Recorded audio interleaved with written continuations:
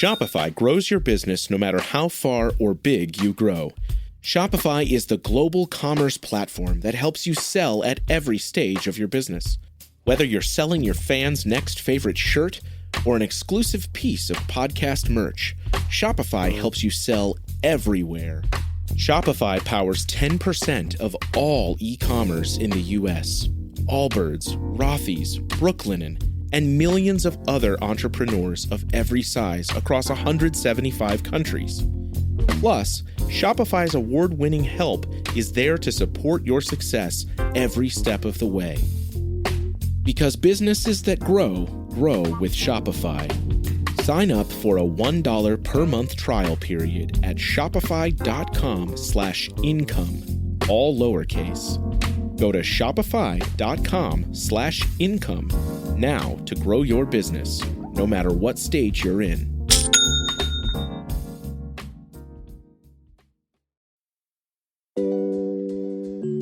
When most people start running, it's to lose weight or get in better shape or to just try to be a little healthier. That's certainly why I started. It's not about how fast or how far you can go in the beginning. It's more of a simple means to an end. After all, running really isn't all that complicated. Just put on a pair of shoes, wear something comfortable, and head out the door. It takes a while for running not to feel terrible for most people. I hated it for probably close to a year, but once you're at a point where running for 20 to 30 minutes isn't a big deal anymore, things start to get a lot more enjoyable. And for some runners, this is their sweet spot. My dad was like this when I was growing up. He ran because it was good for him. He never had any aspirations to make his running be anything more than that. He kept a paper calendar on the wall of our kitchen, and he would dutifully record his 3-mile run every other day on that calendar before he showered and had breakfast. But other runners need something more. Working towards a goal can make the work more exciting and keep you motivated to keep improving. Getting better at something that is inherently difficult is not for everyone, but runners are a special breed. So how do you transform yourself from a casual runner into an endurance athlete? How do you go from a basic level of running fitness into someone who competes in endurance events for fun? Welcome to The Planted Runner. I'm your host, Coach Claire Bartholic. On this episode of the Planted Runner podcast, I'll tell you how. I'm going to go over the most important aspects of what you'll need to know when you're taking your running up another level. These are some of the things that I coach my athletes of all abilities to do, and they are the things I wish I knew when I started getting more serious about running well. This should be very helpful if you've just fallen in love with running, but experienced runners might just pick up a tip or two as well to help you break through a plateau or simply get a fresh perspective. Now, this is the point where most podcasts put their first ad. I'm planning on keeping The Planted Runner ad-free for as long as possible to see if this model can work. Even better, I'm going to be sending out some freebies to the first 100 people who review the show on iTunes and Spotify.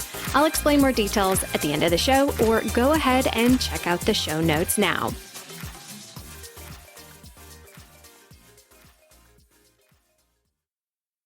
The first thing I recommend often comes very easily, and that's picking a goal. Maybe it's a 5K or a half marathon, or maybe you jump way ahead and you've decided that you want to run a marathon. Whatever your goal is, it should be exciting and interesting and something that just makes you smile when you think about it. Now, some might say that you shouldn't dream too big. You should pick reasonable goals, not huge goals that you have no business dreaming about at first. I see their point, and I don't 100% disagree, but I love big goals. I love dreaming big and then figuring out what it takes to get there. Because no goal is really too big if you can reverse engineer how to get there from where you are right now. You might not actually reach that big goal in the time frame you want, but that shouldn't stop you from setting your sights high. Step 2, therefore, is actually doing that reverse engineering to make the plan that's going to take you there. You can read a running book, buy a plan online, hire a coach, listening to running podcasts like this one, whatever it takes to craft the plan that will get you to where you want to be. Because as simple as running is, training for a race is not quite so simple. Not having a solid plan in place is not going to work because endurance building doesn't just happen when you feel like running. You're gonna have to run when you really don't feel like it. You're gonna have to run paces that feel too slow or feel too fast. There are gonna be runs that you don't like, runs that you love, and many, many, many runs that are just blah. A good plan will take you out of your comfort zone just enough to make small, consistent changes in your fitness, but not so much that you can't continue again tomorrow.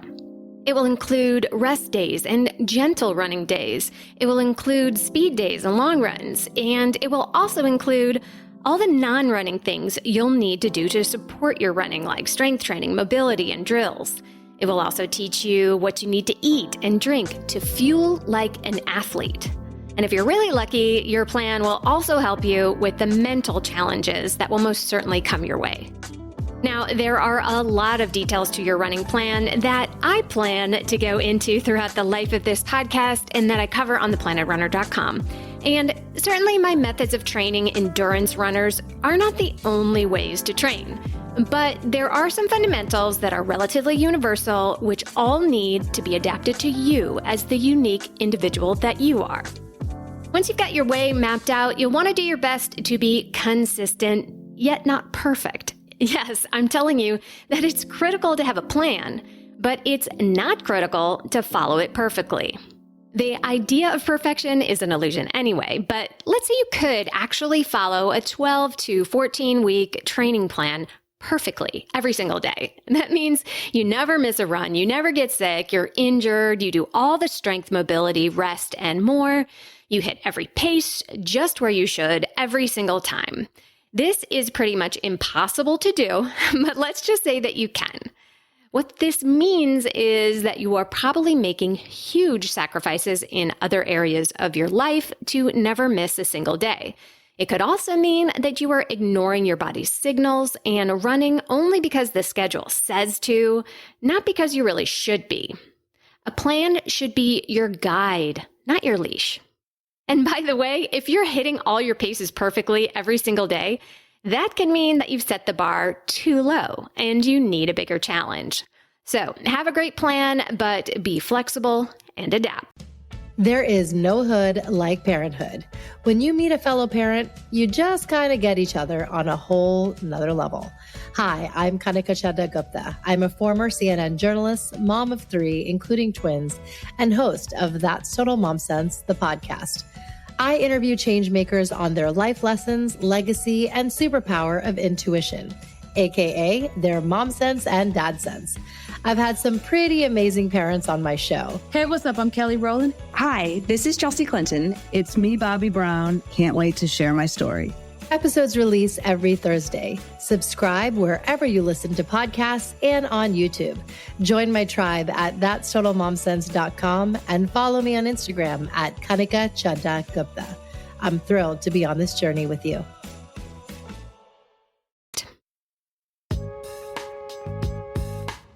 If you run, you're a runner. If you train, you're an athlete. It doesn't matter what you look like or how old you are. Training involves much more than just doing the sport you love. This is what separates the casual runner from the endurance athlete. It doesn't mean that you need to suddenly get super serious and neurotic about everything running, but you will need to develop a passion for training to get through the times when you'd rather hit the snooze button.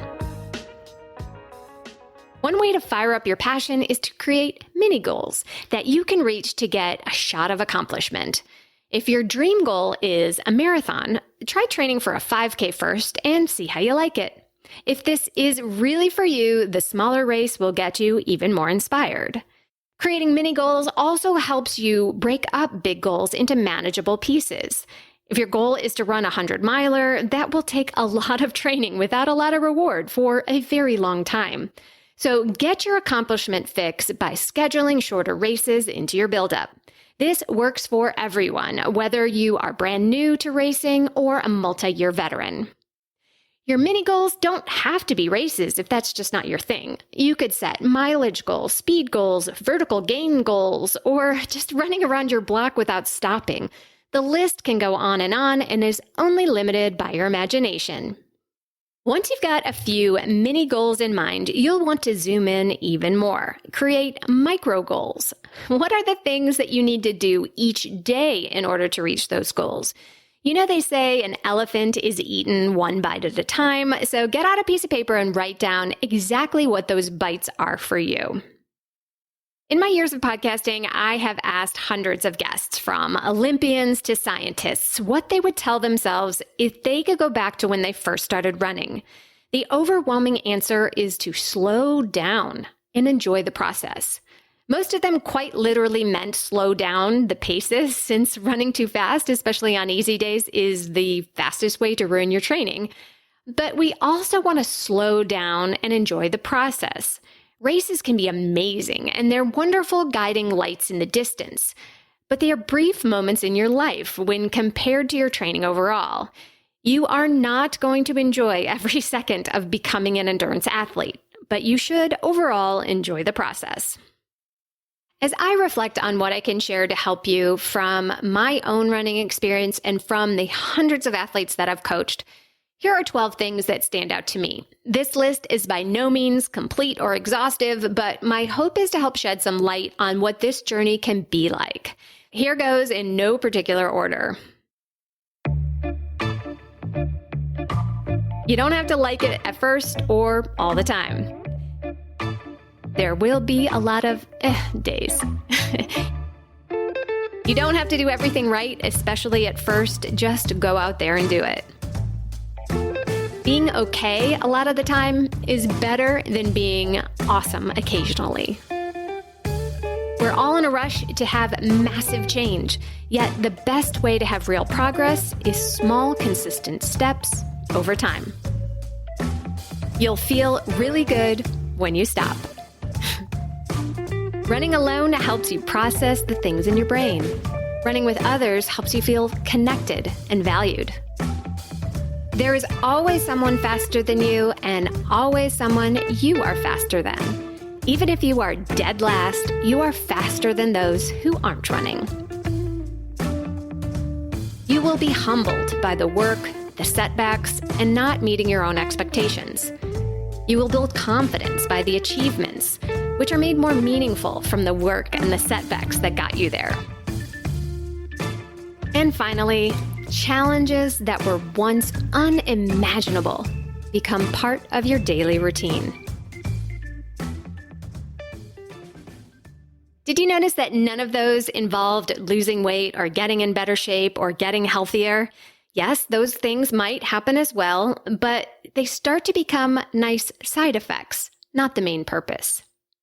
I'm trying to take my own advice with this podcast. Even though I've got lots of experience at this by now, this show is 100% mine, and I want it to be perfect. I want it to transform lives and build up each and every runner that listens. But it's not perfect, and it never will be. But I'm showing up anyway.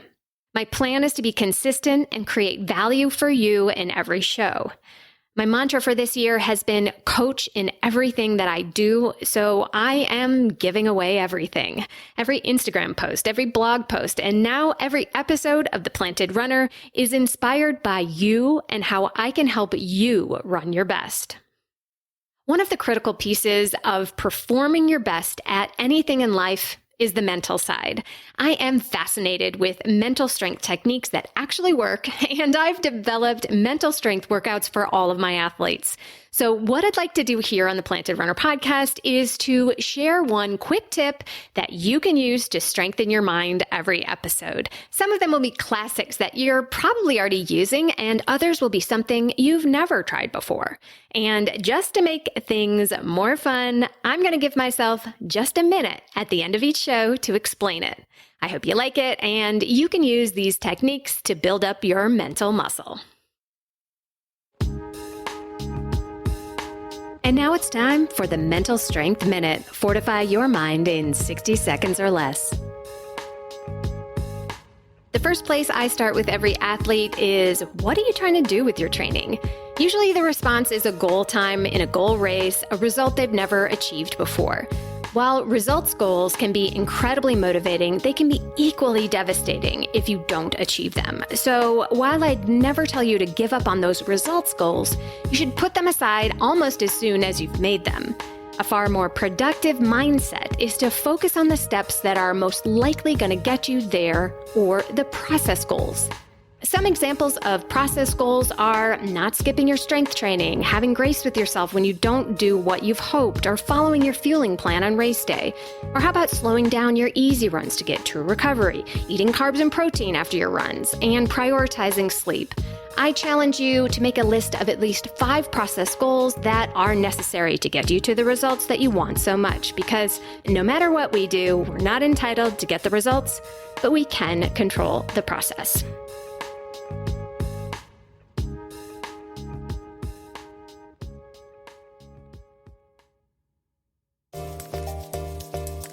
Thank you so much for listening to the very first Planet Runner podcast. I plan to keep these episodes ad-free for as long as I can, and I need your help getting the word out. Please take a moment to leave a review on iTunes and Spotify and let the world know what you think. To give you an extra incentive, I will gift the first 100 reviewers some free hydration goodies. All you have to do is send me a screenshot of your review and email me your mailing address at claire@theplantedrunner.com, CLAIRE@theplantedrunner.com, and I will personally mail you a thank you gift. I'm only able to offer this to U.S. addresses, but I certainly will be grateful for reviews from anywhere in the world. As always, have a great run today.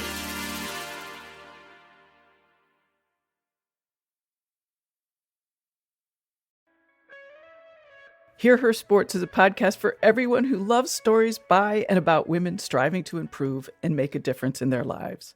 I am your host, Elizabeth Emery, a former professional cyclist. In every episode, I introduce a female athlete or woman in the business of sport through a thoughtful conversation about who they are and the terrific work they're doing.